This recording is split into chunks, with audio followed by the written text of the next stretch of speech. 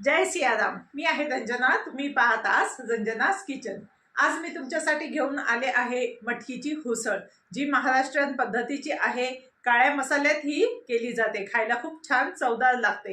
याच्यासोबत तुम्ही शेव, फरसाण किंवा पाव हे सुद्धा खाऊ शकता। तर चला जाऊया किचन मध्ये आणि बनवूया मटकीची उसळ।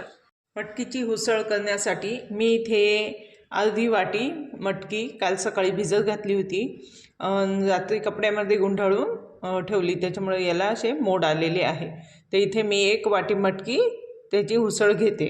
इथे मी 2 मोठे कांदे घेतलेले आहे, अर्धी वाटी खोबऱ्याचा किस जो माझ्याकडे होता तो मी घेतलेला आहे, कोथिंबीर आहे, 1 इंच आलं त्याचे 2 तुकडे करून मी घेतलेले आहे व 15 ते 20 लसूण पाकळ्या। इथे मी 3 चमचे पोह्याचे जे रेग्युलर चमचे आहे ते तेवढे मी काळा मसाला घेतला आहे। आता आपण हा कांदा तेलामध्ये परतून घेऊया आणि ही मटकी स्वच्छ धुवून याच्यात हळद व मीठ टाकून एका बाजूला पातेल्यामध्ये मी उकळत ठेवते। मी इथे हा कांदा आता परतत टाकला आहे। आपण हा कांदा थोडा गुलाबी लालसर होईपर्यंत परतून घेऊ। इथे ही मटकी मी आता उकळत ठेवली आहे। इथे मी 2 ग्लास पाणी टाकले, त्यामध्ये 1 चमचा हळद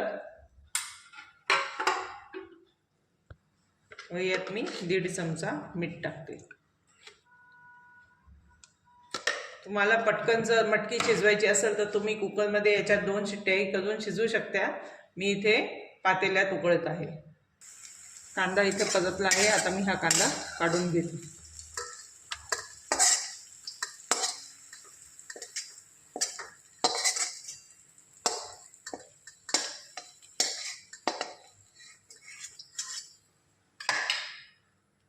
मिक्सरच्या भांड्यामध्ये आता मी आलं, लसूण, खोबरं,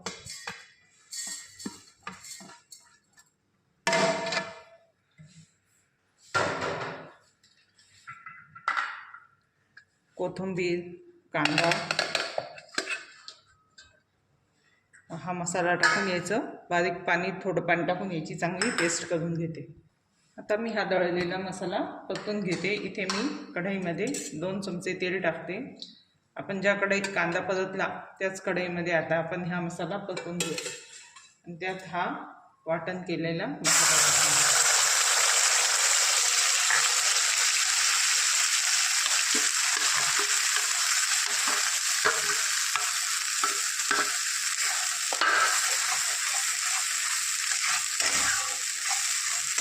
यामध्ये मी 1 चमचा लाल तिखट व 1 चमचा एव्हरेस्टचा मटन मसाला टाकते।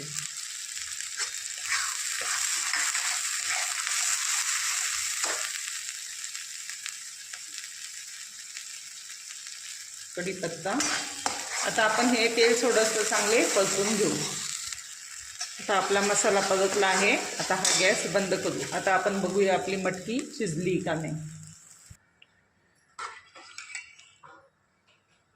आपली मटकी अजून पाहिजे अशी शिजलेली नाही आहे, तर हिच्यावर आपण झाकण ठेवू, 1-10 मिनटं परत ही शिजून देऊ। ही शिजली का मग आपण तो मसाला यात टाकू। आता आपण बघू मटकी शिजली का। आपली मटकी अशी छान शिजली आहे। आता मी यात हा मसाला टाकून घेते।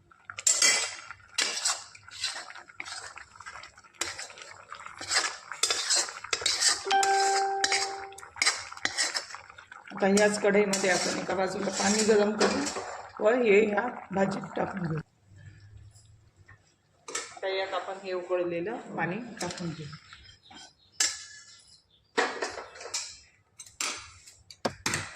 आता आपण ही उसळ कमी गॅसवर 5 मिनिटं अशी उकळून घेऊ, म्हणजे छान अशी तरंग येईल त्याला। आपली उसळ छान अशी झाली आहे, त्याला तुम्ही बघू शकता तरी छान आली आहे। तुम्हाला माझा हा व्हिडिओ आवडला असेल तर याला लाईक व सबस्क्राईब करा व बेल आयकॉनचे बटन दाबायला विसरू नका, जेणेकरून माझे नवीन व्हिडिओ तुमच्यापर्यंत पोहोचतील। धन्यवाद।